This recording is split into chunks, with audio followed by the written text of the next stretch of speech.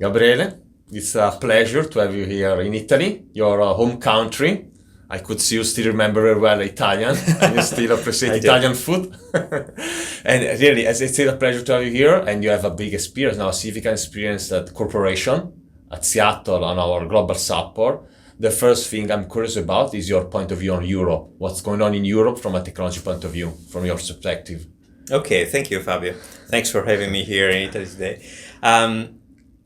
I've been traveling a little over the last couple of weeks, and what I'm seeing is more and more there is the innovation is popping up everywhere. So there is less distinction, I think, geographically now, because the innovation is available everywhere. Even in Italy. Absolutely. I've seen some of the very cutting edge projects in the conversational AI space coming here from Microsoft here in Italy, actually. So I think that, again, more and more it's becoming normal to have innovation that is democratized as the technology is available everywhere. I'm also noticing that there is more, especially for the multinational companies, there is more willingness to have multi-language solutions. Yes. So they're available to customers in different areas whenever they need to. That is probably being helped by the advancement in machine translation and the fact that it's now available to in a much easier way through our APIs or other APIs. I can say also, for instance, the Italian one is working really, really great. It's amazing the level it has reached lately. Yes. And I mean, obviously, from a cost standpoint, that is a big differentiator and also allows for more flexibility when creating solutions. So, what are you seeing, Fabio? I mean, you have been operating in this space for a while now. So what are you seeing as the cutting edge changes in the support space when it comes to digital or artificial intelligence? Yeah, sure. Let's say that for sure I see artificial intelligence in all its various, let's say, form and technology deployments that is really growing much more in any field, in any industry.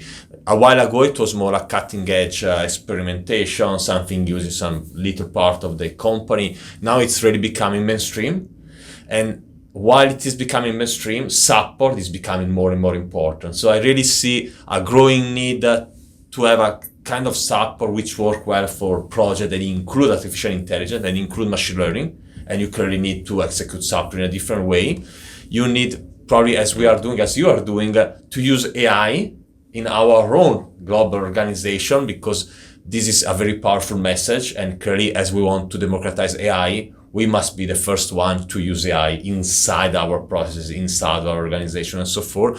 For instance, you were mentioning the conversational platform.